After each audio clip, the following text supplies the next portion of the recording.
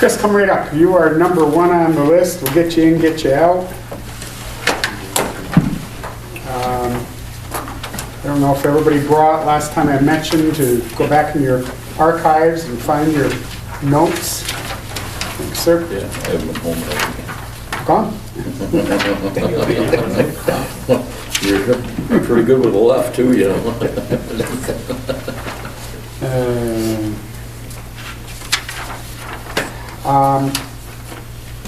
Okay, I'm just going to throw it back. I guess back at you, Phil, to guide and facilitate at this point. What I've provided you with here is a date line of the process to walk through this zoning petition, which is Chris has a agreement with Mr. Menard to purchase that property, conditioned on the ability to be able to get it rezoned.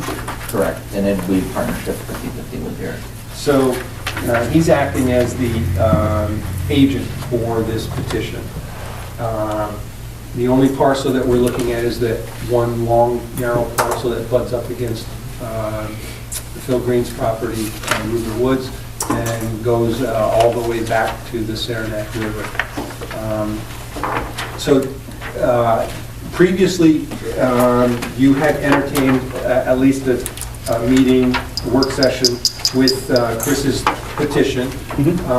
And what I've done now is, Chris and I have been working together on this for quite a while, and I've now laid out the process that this needs to be referred by your board to the planning board for as a referral for a report from the planning board. So the steps would be at your next formal meeting on the 5th, you would adopt the resolution of that referral. The planning board would then, at their August 20th meeting, they would then receive and place on file that your referral. I would anticipate that at the September 17th meeting, then their report would be ready for their action. Staff would prepare a draft report on behalf of the project. Chris would have met with them both on the 20th and then be there on the 17th for any additional questions. So the board action, I would anticipate to be a favorable, maybe with some specific language or recommendations to your board. Would come back to you, would come out of the planning board on the 17th. In that process, you as the board considering the zoning amendment would have to make the referral to the Clinton County Planning Board. That would be on September 20th. We can administratively take care of that for the board.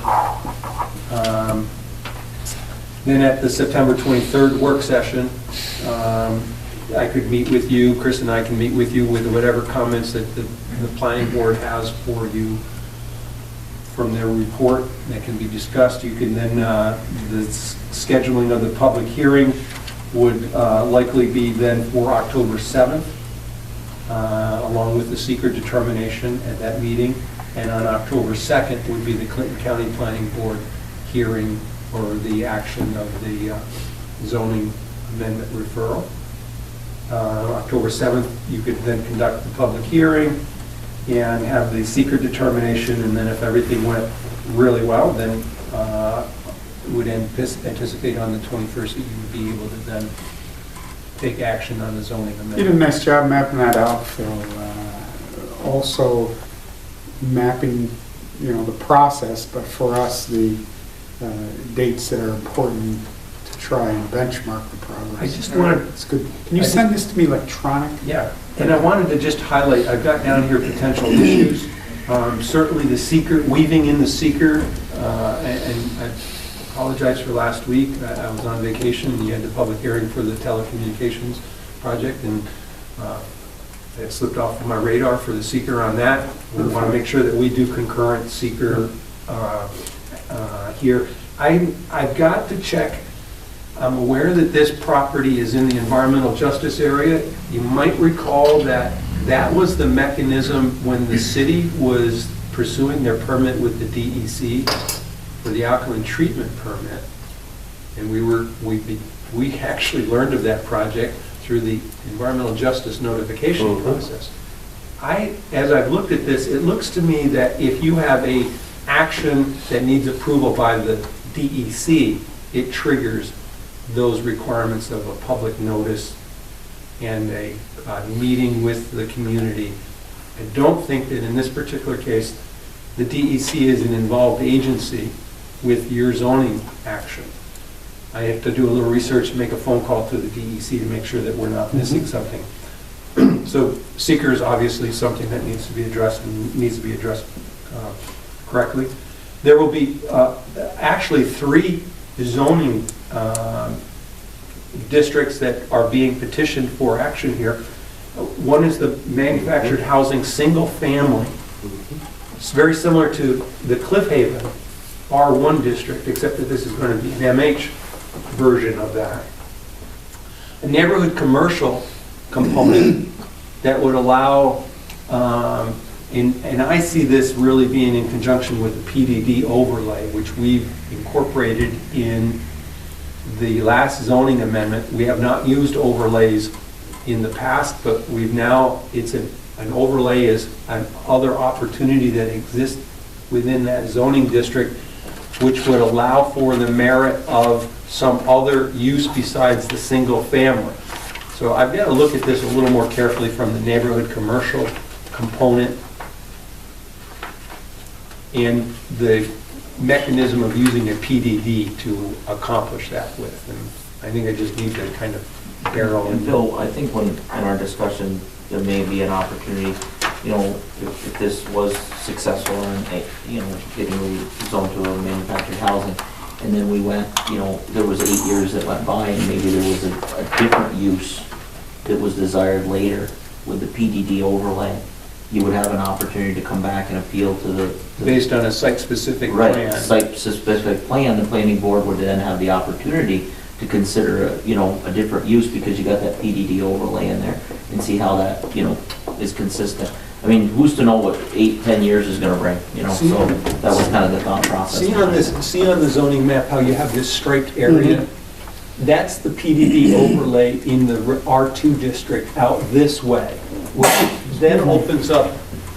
And we didn't, when we zoned Ruger Street, we didn't include in the R2 or areas over there the opportunity for a PDD overlay. I mean, what if, I mean, just throw it out, just a what if they put a new exit on Ruger Street, and depending how that, you know, the exit loops around, and there was you know, became desirable to have, you know, some type of retail, you know, a restaurant or a hotel or, you know, something else, you know, you may want to, that this allows the opportunity for consideration. So that would allow for the exception to the single-family component to it, but it would be based on a site-specific in conformance with the town's PDD regulations. Okay, but one of the things that I'm concerned about is when you've got people who come in and they've invested money in single-family residential development, then all of a sudden you've got, you know, 4 years later, somebody wants to come in and put a commercial entity in there. You know, that would seem to me to be contrary to what, you know, our zoning intends to do. I mean, and that is, you know, one of the major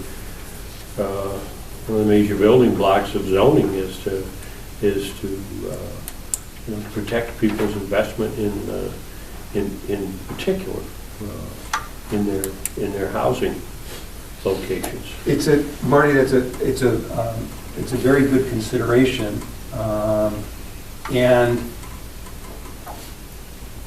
I don't know if you've noticed that this parcel of property that Rick Harp has across the street over here, he's got the commercial sign up, and it's zoned residential, yet he's got a sign offering it as a commercial parcel. The only way he can get away with that is because we've got that same ability in a good portion of this area around here that provides for that same mechanism of a PDD. So the concept is the same, except that what you're, I think, focusing perhaps on is that this is a more confined piece of property, but the same, you know, opportunity exists for that parcel right there as an example in our R2 district for it to become commercial to an extent that's approved by an applicant making a presentation to, again, it's to the town board. That parcel. Because it's a zoning, it is a zone, it's essentially, it's not spot zoning, it's a zoning amendment. So you can either entertain it, or you can go ahead and say, no, that doesn't fit with it. So I think that there's, I hear your concern, and I guess it should be taken into account. From my opinion, that parcel that you referenced, because there's nothing else in that area, on that side of the road, to entertain a commercial project, probably a non-issue, in my mind. But I also think of some things going on with Phil Green's property, and it was, he's looking to do some commercial activity for storage, I believe, in there. And those who have bought into that as a residential neighborhood got some concerns. Which would be, really what Marty is saying. I became one of the first 3 or 4 homes, and now I got stagnant, so you're going to come in and change what I thought I was buying into. It's not my fault it didn't build out. I hear you. Ultimately, you look at that and say, we're going to keep it going the direction it started, Right, so or not. I think the important part to consider here is it's a couple of different angles. One is if you as the board don't want to entertain that, as a zoning change to the amendment, you are the board that's making that determination. The second part is if you would then consider the PDD, you still are the same board that would either entertain or not entertain, or at least, what particular board at that time. It just builds the option in, right? We are a board that might be presented with that discussion. But the reality could be that if you're down the road, 4, 5, 8 years, like you said, you get a completely different board, a completely different mentality. Then what I will do is I'll make sure I bring to the attention that, to the planning board, when it goes to them, that they should, give deliberation to that understanding of the potential change in use and see where they weigh in with that. And then they'll make their recommendation back to you. You don't have to accept that recommendation when you ultimately act. I mean, it's a deep lie. There are so many what ifs, we just can't, who the board members are, what might be valued at that point in time. And if there are 2 or 3 homes deep into the property and it isn't building out rapidly, and some of them onto a corner mom and pop bread and milk and Hamburg sort of thing, those 3 or 4 homes deeper in the property may welcome that as a some of these things are hard. Just don't know. It would seem to me that it's not going to be something where somebody's going to, viable for somebody to turn off of Ruger Street and go into this subdivision area for some purpose For of services, yeah. commercial services. I think where that idea came up was when you sent me off to look at the airport zoning that occurred there. That was one of the things that had occurred when you guys rezoned the airport, was this PDD. I mean, it's not that you got an idea what you're going to do, it allows opportunity for consideration in the future. That's right. And what I did is I tried to pull things that you had already done, or you really contemplated or deliberated in some of the other zoning changes that you did, and tried to bring that into this, because a lot of it made sense, with pedestrian access and certain lightings and signage, and this seemed one that made reasonable sense, and it seemed directionally consistent with what had already been applied here at the town of Plattsburgh. It would certainly, a PDP process is going to look and evaluate the context and scale of that commercial venture in that residential setting. You also mentioned number 2, riverfront conservation. Did that area not get identified? Right. In the, wow. Right. Well, because we were in the deliberations for the conservation zoning, there was consideration being given to properties that we weren't certain in terms of ownership, aspects of, making that change of that frontage area. They were a little more, it was mostly the county's property and NYSEG's properties that were the ones that we zoned with the conservation district. In this particular one, it kind of makes sense. The applicant's willing to recognize that there's a portion of that land down along the river that's not developable anyways, and that it would go with our, comprehensive planning. Especially to try right to close protect. to the river trail. So it's not something that. And the river trail already there. It is. Yeah, and four-wheelers and bicycles and walking, I mean, it's like a thoroughfare down there when you go down to the I end. used to run that all the time. But it goes way over to the college, But for those who may want to build, that's an attraction that you preserve that as opposed to somebody could buy it and now I know it's there, but my kids and I can't access it. I think Yeah, because I think that's a it's good move. Conservancy That's a good move. all the way to the Northway, isn't it? Hmm.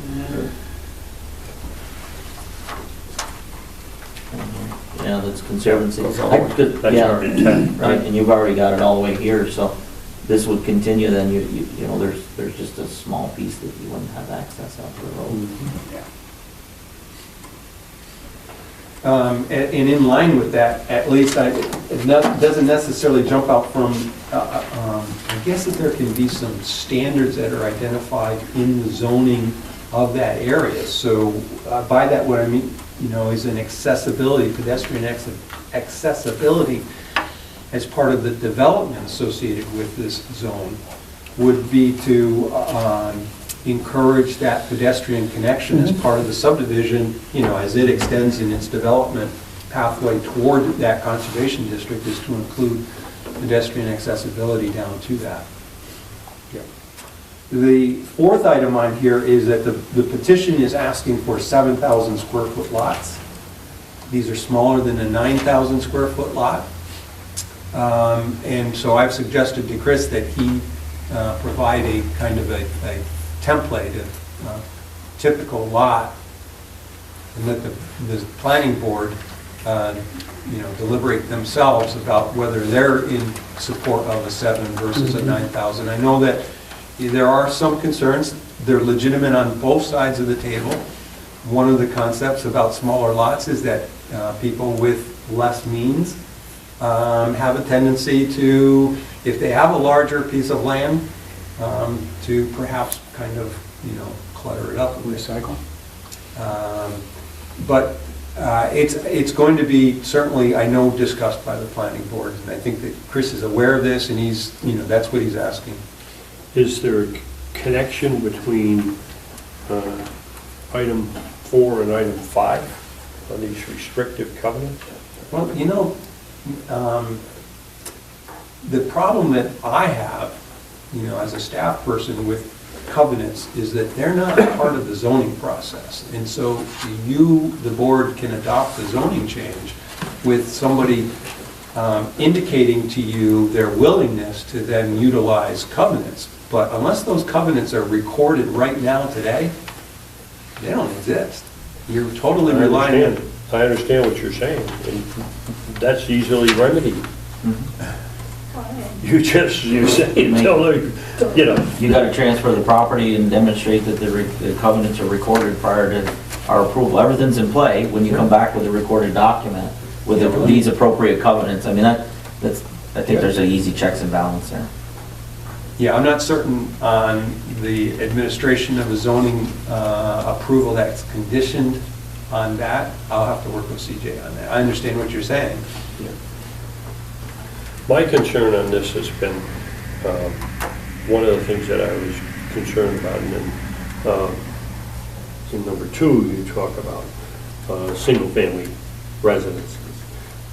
My concern has been that on lots, there should be single families, not multi-family development. And in particular, I mean, if you're going for smaller lots, it's just, to me, I just don't think you can do it. I think it's...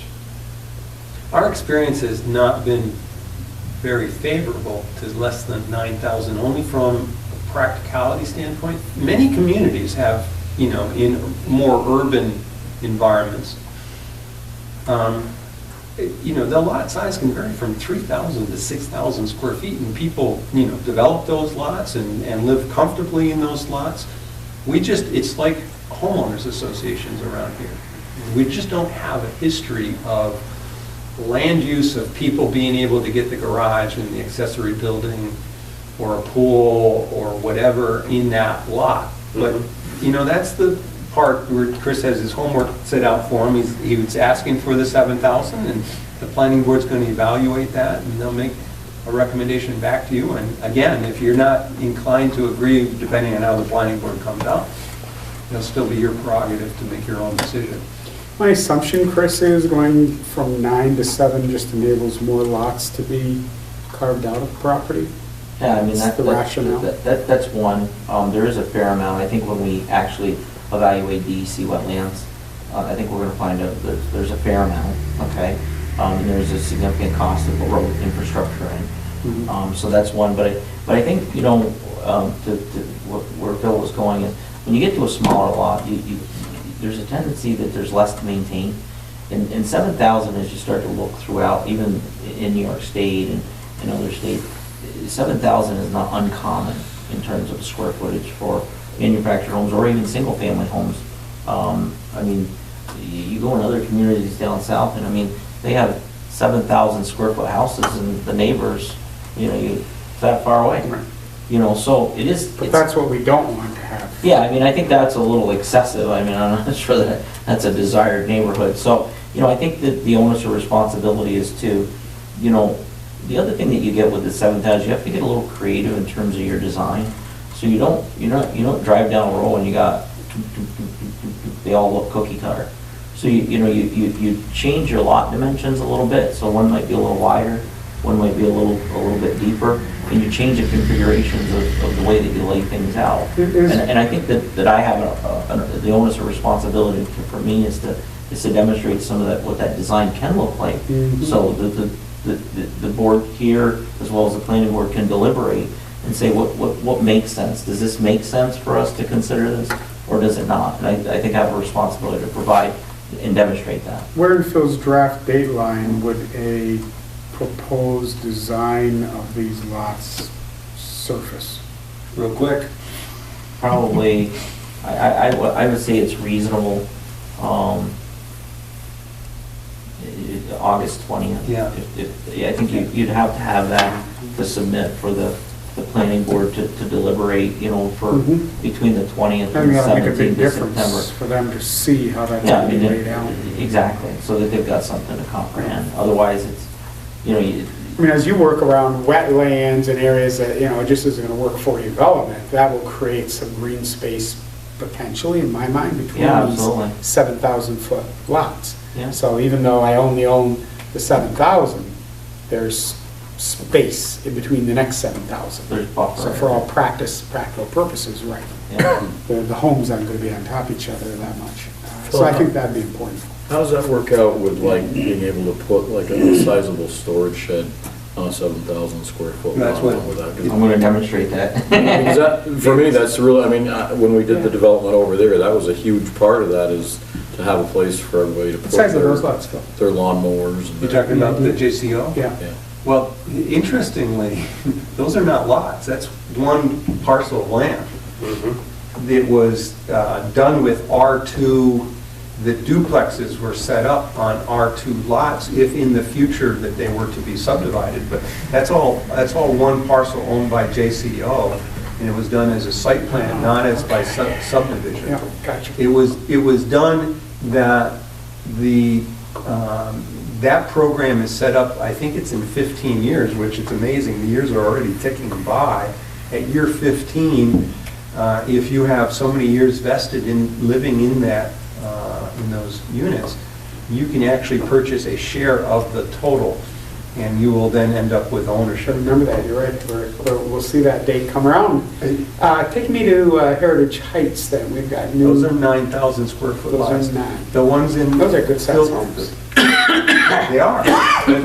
Phil Green's, and this is where we get the experience. Phil Green's Ruger Woods subdivision, not the trailer park portion, but the subdivision, are 9,000 square foot lots. And there have been a few that, and the same thing has been true in Heritage Heights. Again, depending on the lot configuration, that you'll see people having to make a variance request to the zoning board of appeals. A little bit of a bust there. You do a subdivision, you approve a subdivision, you end up then subsequent to that, new land, property owner comes in, he wants to do something, he or she wants to do something on the lot, a deck, a porch, an addition or whatever, and they end up needing a variance. So that's why it's important to kind of get the lot configuration. Yep. So even with 9,000, we run into You can have problems. problems, yeah. Again, it's the familiarity in the community with living on small lots, I think partially drives the cultural aspect of, how well do these small lots work. Typical units that you expect to be on there, are they one single story, two-story? Both single story. And about how many square feet are those homes? Probably looking at 11 to 1,600. So they're relatively small. Yeah. I think that would be good, if we could have that at that point. That would really make a big difference to try and conceptualize what it might look Yeah, like. and that's, the 20th, Chris will be meeting with the planning board and essentially walking through his petition with the planning board and explaining. How big are the lots in Champlain Park? Those are 75 by 100, they're 7,500 square feet. Almost all a quarter acre. Is that 10,000, 9,000? Quarter acre would be They're 11,000. 75 by 100 foot lots. They're not 9,000 square foot lots. I think that they vary, but, They vary. anytime you start putting curvilinear road in to try to break up that straight line aspect, then you start getting radiuses coming off, and the lots will get. And the houses are 1,000 to 1,100 square feet. I think they're 7,500. So it's kind of typical to live in that city. Well, but part of it, Public It's water, a public great- sewer makes a big difference because. public water, public sewer makes all the difference in the world. But one of the things that you see there, okay, when those homes were built, for the most part, there was a one-car garage. You're And right. so your first request comes in, they want to expand the garage. It has been the garages that have been driving often the need. One of the things that I look Fit at off the on this development, I think part of your marketing will be to empty nesters, all right? They don't need the big 4-bedroom home anymore. They, maybe in some cases, they're going to have 2 residences. They'll have a residence here and they'll have a residence someplace else, whatever. But they're not lacking for toys. And where are they going to put the toys? Like Paul's comment about. That's gonna That's be an actually issue. the other reason why The a smaller RVs. lot mitigates having stuff stored in the yard. You need to find a place to store it. And, one of the things that could be considered is, as you enter, sometimes it's reasonable to have, because you have smaller lots, an area that's designated for storage, and I know that there, and I don't know if, I think you brought up Phil Green, I don't know what his desire and intent is to offer this to the general public, but as a part of these communities, when you offer the smaller lots, you have an area that's identified, with some storage that the people then, can rent. Is that a plan in this? No, but your PDD does allow for that Mhm. opportunity to integrate that in. For the community? Sure, for Not the as community, not as a storage. public, Yeah. storage. So as you build your development, you identify an area, and then you kind of expand as Yeah, people but rent. then you're asking somebody to store they're still gonna need a place. They need a lawnmower or snow blower. Everybody has a massive equipment that needs to be put someplace, and when you don't have a shed or a garage or something, it winds up in the front yard, and in a lot of places, that's what happens. So, I can tell you, at least for me, Yeah. I'm gonna be totally opposed to saying we're gonna store everybody's stuff somewhere else. They need a place on their piece of property to do it. If you can come up with a plan that I can live with, I'm okay with that. But I can tell you, at least for me, I'm not in favor of doing that if they can't have a place to, and not every time they need a storage shed put on property, go back to the zoning board of appeals and get a variance. I'll never. Yeah, that puts as my undue vote. burden on the town. Exactly. To, you know, to have to go through that each and every time. Correct. No, I certainly hear where you're coming from. Yep. Yep. Okay.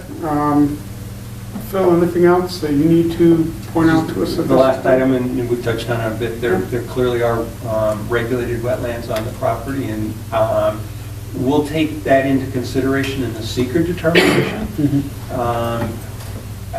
I think that, you know, until the delineations are done, you don't know exactly what's there. We have the overlays from the GIS. We'll be working with that as we proceed through the seeker process, and we can quantify what's been shown. I was just looking at the aerial imagery. I can see areas on there that are not, that look very clearly to me to be wetlands that are not shown as regulated wetland. But it seems to be running right through it, there's a green. It seems to be that it is further into the property, and also interestingly, where Phil Green's road comes and terminates, that would be a point of access into this property. It shows a wetland right there, doesn't it? And that's a core wetland, and I know that Phil had some issues over there, and now I remember I walked out there, and at the end of that road, there is a hole. You know, I don't know whether somebody intentionally dug that hole. Don't know, but I mean, there's trees growing in it now, so I mean, the hole's been dug many years ago, but he's absolutely right. I mean, they're like, the road's there, and 10-15 feet off the end of the road, there's a great big hole, and the trees are growing, and there's cattails in there. So, I mean, as you work through that, I mean, you know, obviously the town, I would, you know, put that there to have, you know, a flow, so you have to work with the Army Corps of Engineers and the DEC to relocate that wetlands, you know, if it's down a little bit. I mean, that's just part of the project, because, you know, it's kind of hard to navigate around it. The road So- kind of stops, and there's a house on both sides. What that really lays out for you is that the zoning amendment is in and by itself an opportunity for that land to then be given consideration to be developed as, you know, this proposal. But at the point of that actual plan going to the planning board, that's where you get into that detailed information, and permitting is necessary. It'll certainly be identified. It'll be a condition of that specific plan approval. I don't see any reason we can't take the step for August 5th, resolution of referral, put it back in the planning board's hands, and we'll wait for their report. Yeah. Everybody comfortable with that? We'll take that step, next step, and away we go. Okay. Get this rolling. Is there any need for me to be at the August 5th meeting, or just be a rubber stamp type of thing? It really will be to move it to plan. And I'll prepare. I mean, we've had a lot of conversations with you. And I'll prepare for, you know, that, the layout That consideration would be- for August 20th. Yeah, We'll that'd use be that good. time to Yep, work on that. prepare for that. Work on that, that's good. Thank you, Chris. Thanks, guys. I really want to acknowledge working with Chris has been very good. It's been a collaborative process back and forth. His submittal preparation is very well organized. We've had a lot of discussions about some of the more specific aspects of this, also acknowledging and recognizing that there are boards involved in, you know, rendering their viewpoints and opinions. We're open to that process amongst each other, and it's get this thing rolling now. Yeah, I think we all kind of bristled at what could happen, and he just, you know, dealt with that well, so. You want to hear his description of me the first time he talked with me? Maybe we better wait. How was it that bad? You know, Phil was driving along on his bike, you know, and when I first presented the concept, he hit the soft sand and he kind of went down into the weeds. It took me about 3 months to kind of wheel him back, but he's open for consideration, but it's all going well. Thank you very much, I really appreciate it. All right, Thank you. take care. I asked Phil to hang in. He'd like to share a grant proposal. He and I have talked quite a bit about that, and Phil, again, I'll let you deliver. Yeah, I must disclose that I am on vacation, so I have not been able to work on this, other than this is what I've been, I've provided to Shays Inn after they had provided to me kind of a scoping. This is a CFA grant application possibility. Due August 12th. August 12th, which is Sunday, 4 PM, I think is the deadline, and it can be done electronically. It's a very short time frame for me to get back into the saddle and work with Shays Inn, and for approximately $3,000 to enlist their services to make a grant application for a local waterfront revitalization plan.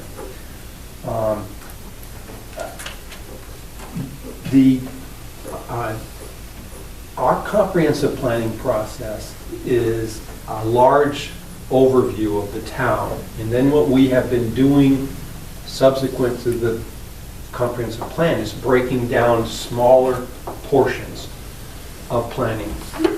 And this would be in that same vein. And the opportunity here is to focus on the water aspects, both Lake Champlain and the Saranac River, the hamlets that are in vicinity of this.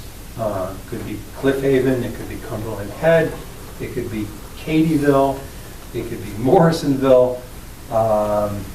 It would be giving attention to those physical attributes or resources that we have here in the town, and preparing a planning effort that looks carefully at the opportunities.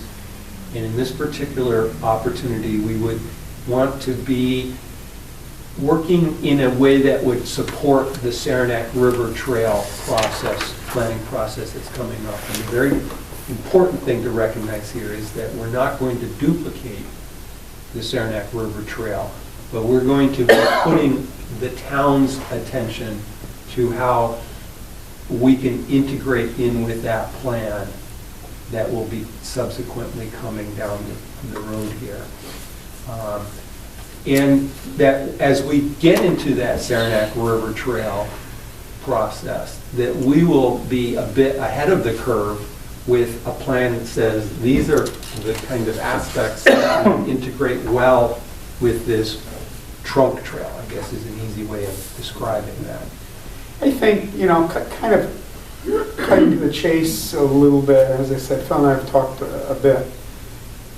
The development of the waterfront, the expansion of the trail is in just about every document we've done. We've done some zoning changes to prepare the municipality for the continuation of that, et cetera. At some point, you got to take some action steps. I'm not as concerned about engaging Chazen now and doing a proposal as I would if they're successful. And we get some grant money, and it needs a whole lot of matching money for a project that might be just a little bigger than our pants right now. And as Phil and I talk through this, one of the benefits at this point, we kind of slowly keep the ball rolling. We get something that we have rarely had the ability to do, which is put a plan on file. Have a plan shovel ready to go for opportunity. And I see that as a win-win, an investment. But if we don't start doing some of the things that even the strategic economic development plan talks about, tourism, walkable streets, et cetera, et cetera. I think this will tell us a lot. I think when they finish their project, we'll see, as Phil's saying, where the spots are, where the low-hanging fruit is.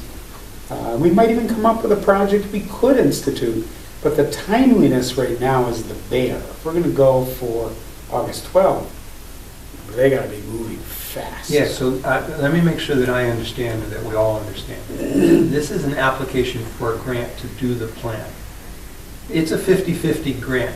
I think that it's really important. I'm not sure that I'm following you, Bernie. I want to make sure that I do have this.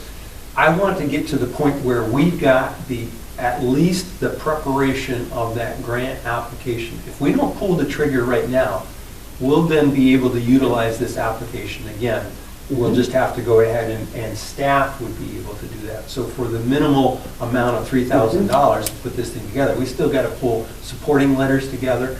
I can't tell you if with the 50/50 grant, and I haven't done the math on this, the 50/50 grant would mean that we could, up to about 30% of our 50% contribution could be in kind. Yeah. But we'd still, the board would still have to make the commitment to the other 20%.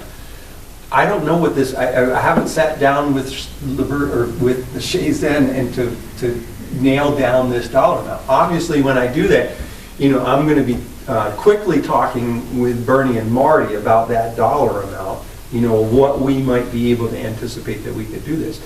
But I would like to get to the point where I've been suggesting, let's get this stuff ready so that, the next round that we're all ready, we're not going to have to go back to LaBerge. We can internally work that and get it to the point. I think it is a short turnaround time, but I'd be very interested in at least getting the grant application going, and I'll make that commitment to get this. I don't like to do things sloppily, so I would want to do it well, at least in the time frame that we've got here. I'm hesitant to say this, but don't yell at me, Paul, because I can hear your voice. The money is in the budget. And Yes. It's not like we're looking for this, but it's also not like we're looking to just spend all the money in the budget either. That's always the other part. No, but I think the point, But it's a good project. It's a good project. and I think, as has been mentioned, we have to get this piece done in order to position ourselves for the next step. However the next step is going to unfold. I mean, and it could be that the next step amounts to an application for other kind of funding, and that funding could be premised in part from grant funds and in part from something like the Regional Economic Development Council. They could be a source of funds because they could see the value of it. Yeah, and that's the part I think that the short-term aspect of this that I'm uncomfortable with is trying to do some preparatory, working with the CFA process. But I'm now seeing that the LWRP, the acronym of that, is that's the $40,000 that the county has for the Saranac River Trail. I thought it was originally $60,000. I don't know how it got dropped down to 40. But Clinton and Essex County do have a joint LWRP program together. And I'm seeing that the dollars from the state are flowing through the LWRP process. Mm-hmm. So ultimately, we certainly as a community, to really enhance that Saranac River Trail opportunity, should be developing this planning process to take advantage of future opportunities. I'm assuming you've talked with Stuart. Is he comfortable that they could get the job done? Actually, I'm not working with Stuart on this. I'm working with Chris Brown. Stuart has actually taken a kind of a management position in Shazen recently, and so Chris Round is their vice president for planning. And so the other individual, Paul, I forget Paul's last name, who worked with Stuart, would also be working with us on this. There is an aspect of this that is somewhat canned, that they'll be working with in this short time frame. I haven't spoke with them since I've been on vacation, so I need to get that. Have they been successful with other local waterfront revitalization Yes, they program have. grants? Good. Yeah. So they have the formula. Mm-hmm. And we only have 3 of us here, but it takes 3 to make decisions. It's got my support to go forward. I don't know how you feel, Paul and Marty. Yep. Okay. We'll need a resolution. That'll be another one that we've talked about. We don't have drafts on. You'll see Monday to engage. Okay. Phil, do you need anything else with that? Not right now. I need to do some work. You can do that when you're on vacation. Too bad. It's tough to be on vacation around here, though, isn't it? And there's so many things that are, People have been telling me constantly that vacations are overrated.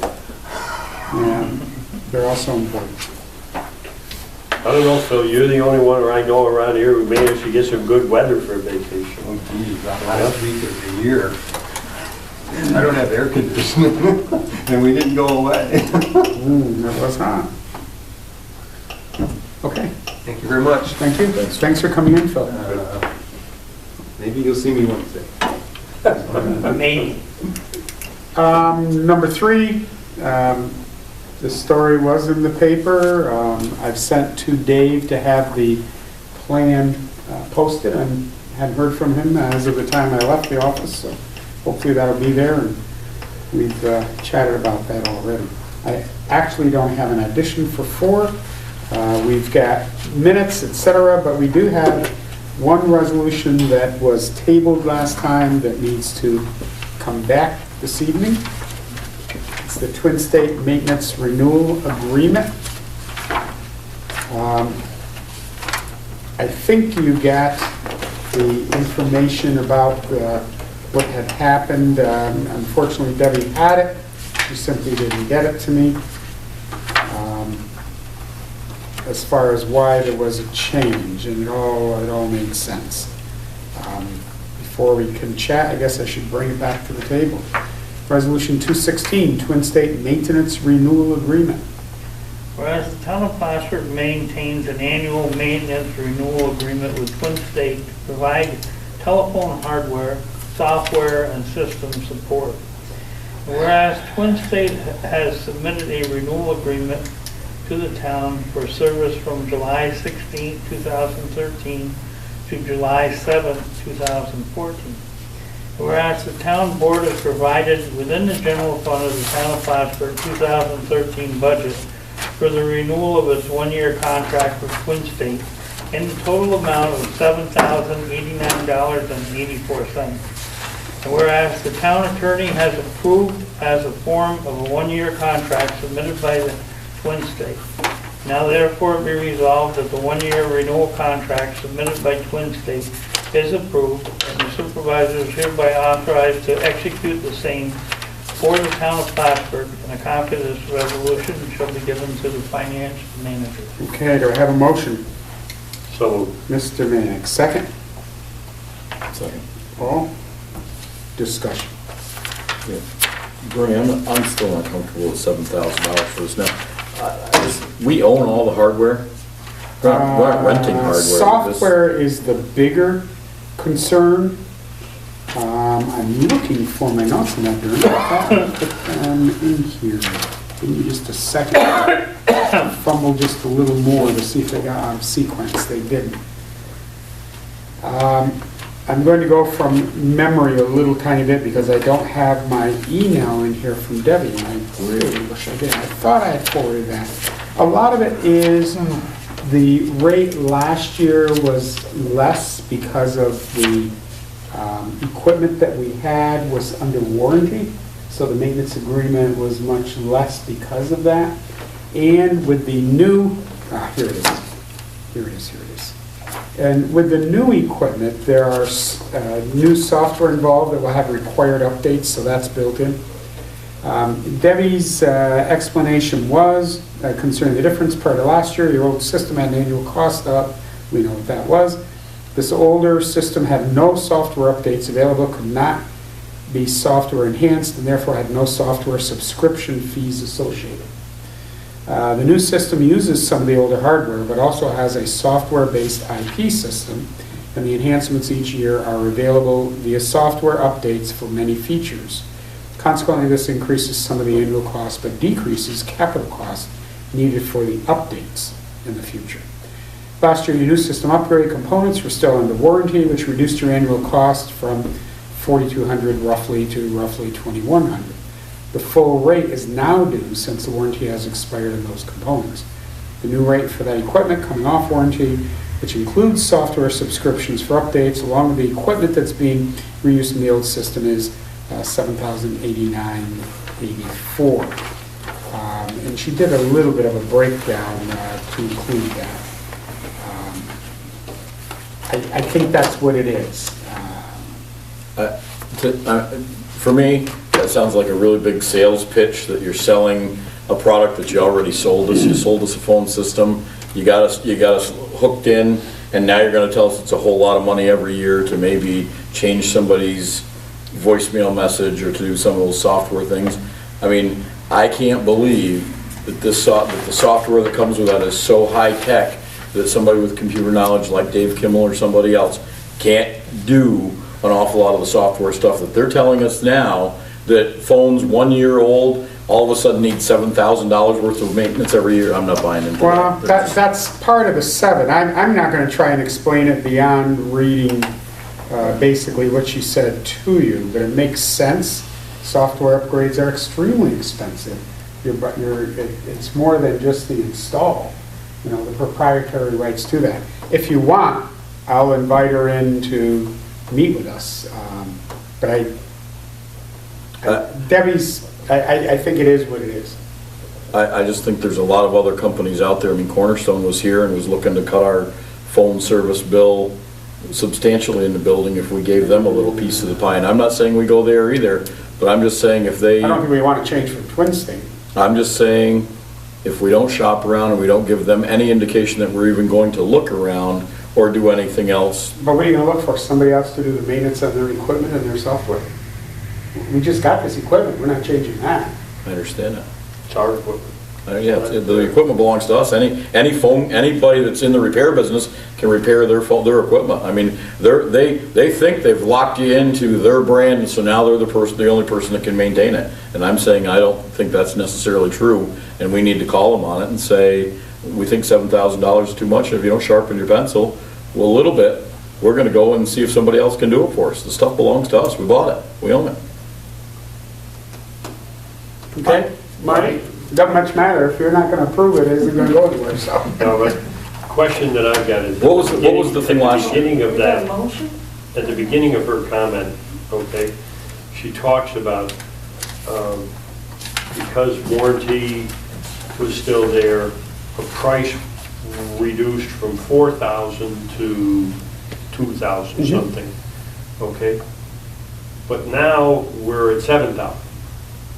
And I guess where I'm coming from is, why? What is it that happened that we moved? Would have been better off with the old equipment that didn't need the software upgrades. It was cheaper to maintain. It really was. Okay. I think we need more by way of explanation. I will have her come in. Like I said, I'm not going to try and defend their stuff. I'm not able to do that. We've had our discussion. Let me go with a roll call vote. Marty Mannix, No. Paul, No. Bernie. Yes. I'll get hold of her and have her come in. Thank you.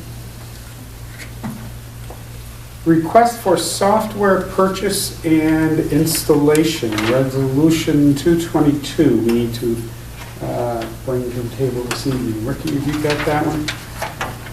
122 or? 222. 221. I've got it as 222. 222 I have. There is a 221. They're actually not in order in my packet. Was the other one 216? The one that just The went one off we was did was 260. 260. Got voted down, it Yeah, didn't that's go what I off. thought. No,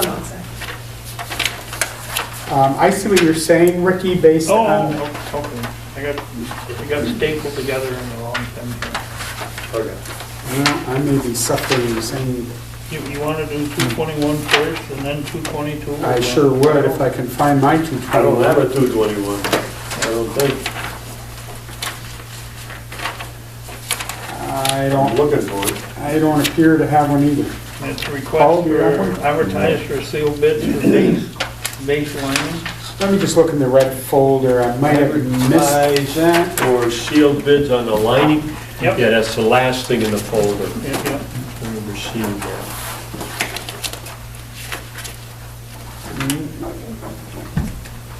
Yeah, I think we've got, Here it is. I think we've got it, it's just not numbered. This is what it is, and it doesn't refer to it as a resolution. Yeah, it's just not numbered. Isn't that going in There's the two parts to newspaper? it. That's going in right. the newspaper, that part. Yeah. Here, right. 13 XXX. There's the advertisement and then there's the actual Right. It'll be resolution. two. Yeah. That one has the thin logo. Okay. No, that's highway budget amendment. Let me look one more time. No, I think the highway is the last one. Yeah. Yeah, come Request back to one, come advertise back one sealed more. bid baseline. There we go, and this one is now 221. Yep. And behind it, you had this information. Okay. Gotcha. Whereas the Water and Wastewater Department had the base sewer system inspected and cambered to determine the condition of the sewer main.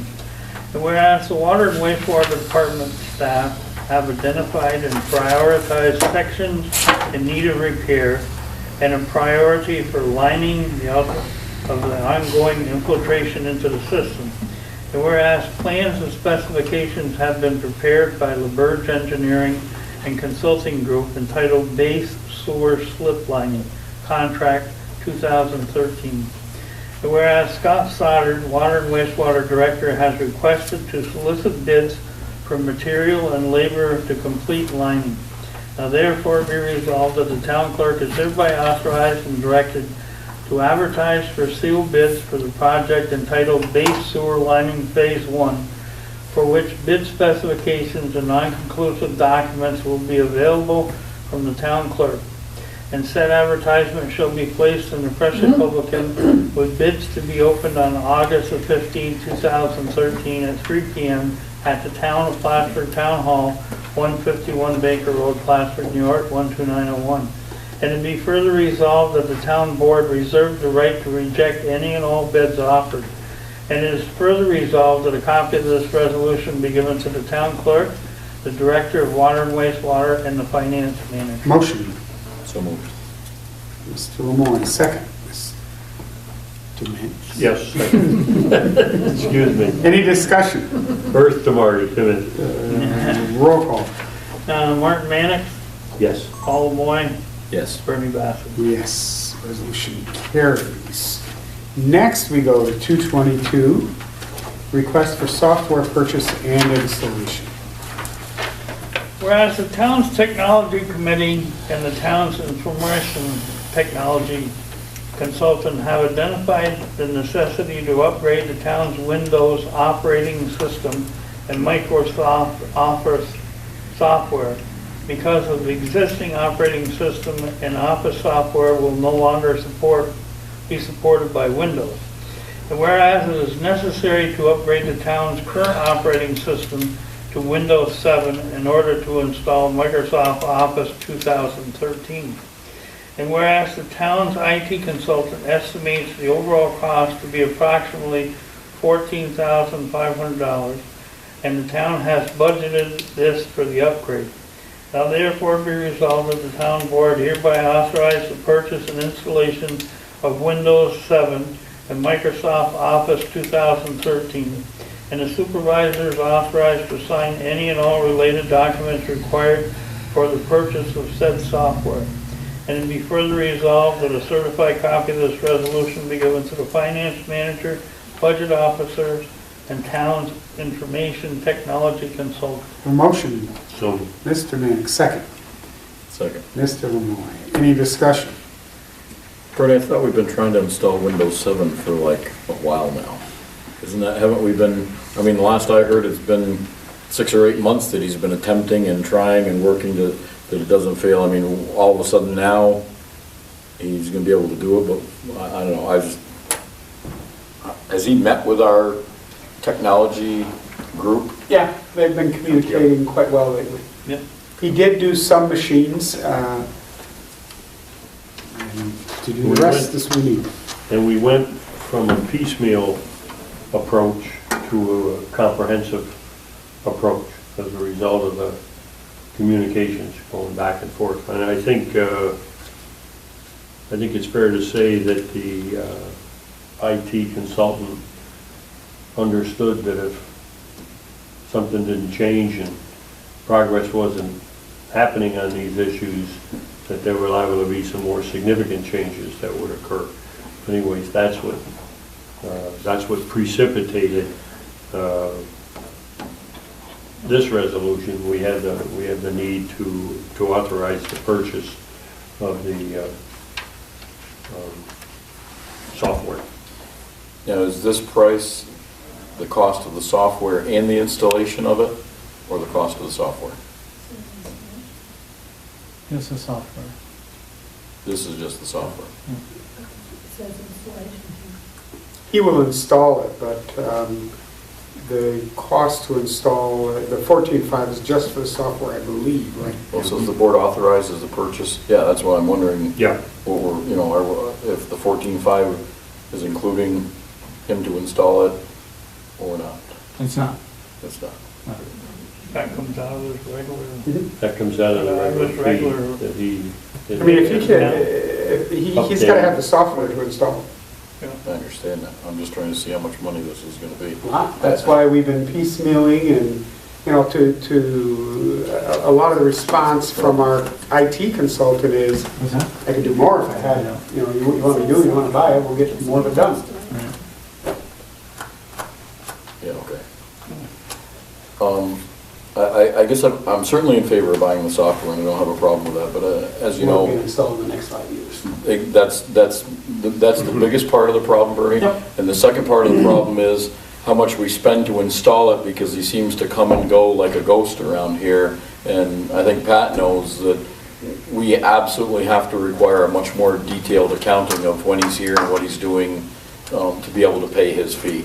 So I think, you know, if we're going to spend this money and we're going to buy it, I think we need to have an expectation of when we can expect it to be installed and up and running, and we need a detailed billing of his expenses and what we're going to pay.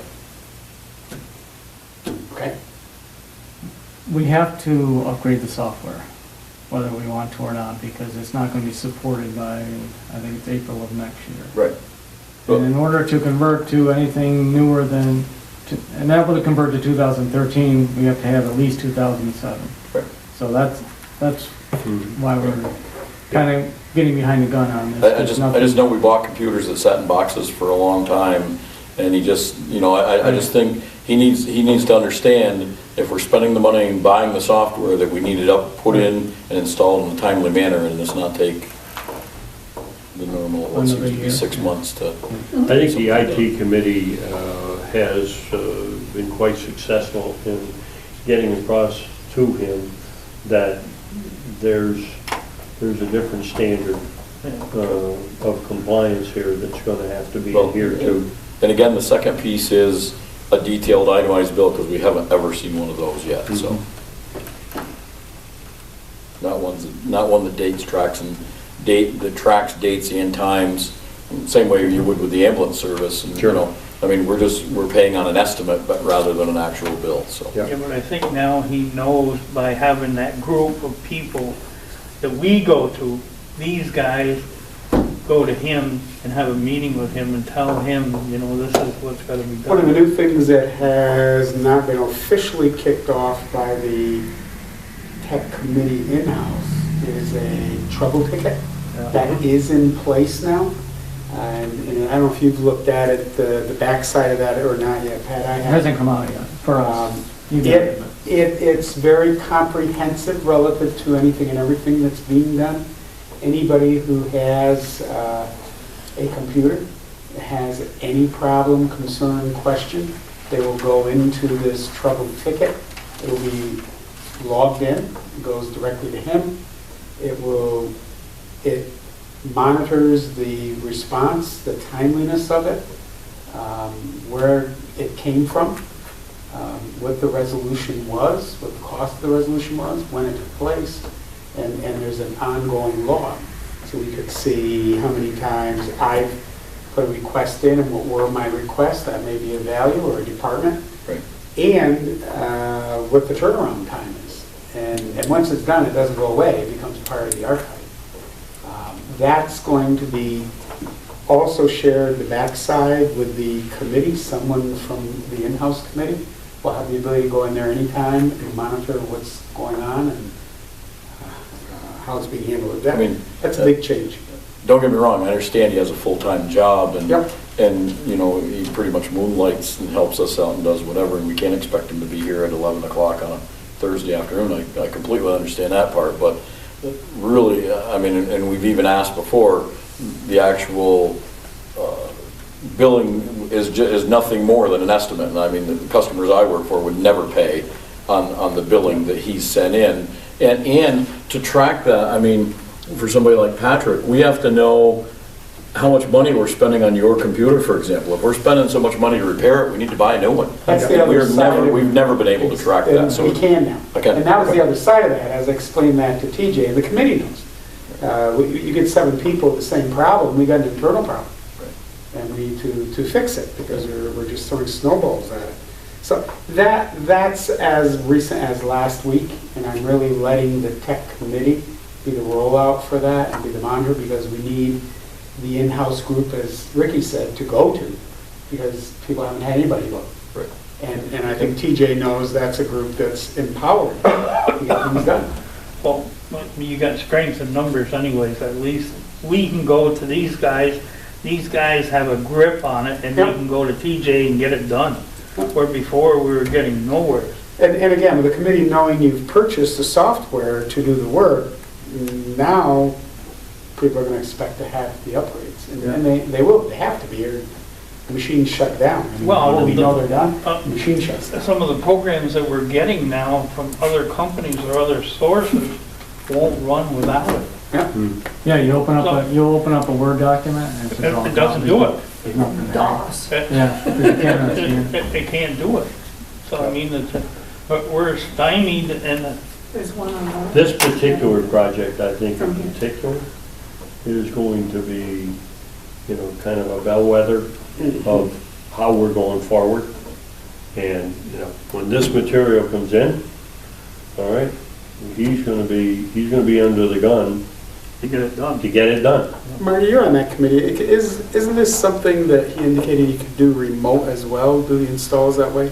Or does every single computer have to be touched? Yeah, I don't think you can do, the Windows upgrade 2007. No, it's gotta be Remote, he's gotta be there. Yeah, That's a lot of moonlight. Well, he should make, well, it's not that hard. Well, if it comes in on once Saturday you get it and done, then you Sunday, can push it through all the get it done. computers. Yeah. Once you It get isn't to like that he's gotta sit there and watch it. I mean, he's gonna put it on a computer, Go to the next one. and then he's gonna walk down a hall, and he's gonna put it on the next one, and then he's gonna walk down a hall and put it on the next one, Well, the way he explained it to me the last time we talked about doing these Windows 7 upgrades to be able to install the new machines we bought, is that he was very careful how he had to launch it, because he had to back everything up and make sure it was backed up and launch it. And several times he tried to launch it, the launches failed, and he was really concerned that when he launched it, he would lose all the information on any one of those machines when he tried to install it. So I mean, it sounded like it was a really big process for him, and he hadn't very many times been able to successfully launch it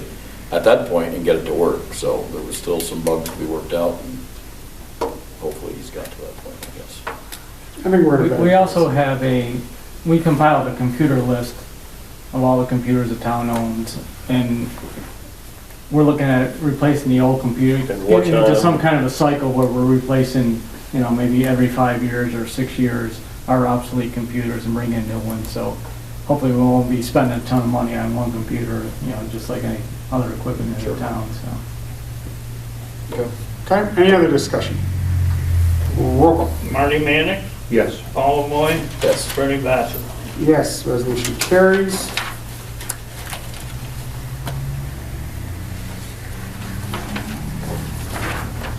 And when that bill comes across my desk, I'll let you know, Paul. Resolution 223 is another one due to the fact that we don't have another meeting until August 5th. Yep. Resolution 223, letter of resignation from Dan Gray. Whereas Dan Gray, maintenance worker 2 in the Water and Wastewater Department, has submitted a letter of resignation with the effective date of August 2nd, 2013. Therefore be resolved that the town board accept and place on file Mr. Gray's letter of resignation. And it be further resolved that the town would like to thank Mr. Gray for his 10 years of dedicated service and wish him well in his future endeavors. And it be further resolved that a copy of this resolution be given to the finance manager and to the water and wastewater director. Motion. So moved. Mr. Lemoyne, second. Second. Mr. Mannix, any discussion? Roll call. Marty Manick, Yes. Paul Moy. Yes. Bernie Bassett. Yes, resolution carries as well. Next, you have a draft concerning concerning the budget amendment, CHIPS funds went up a little. And you don't have the reports right now, but we will have highway and dog control for the next. Those are pretty standard. I think you got a copy of Jim's. You got a copy of Jim's, you don't have the dog officer yet. And that was it. No one has anything You're not else? gonna do anything on this one, then, the CHIP? No. No, that's just draft. That can wait. That can wait. I don't like to pass resolutions here. So, if nobody has anything else, we're going to adjourn at 8:10.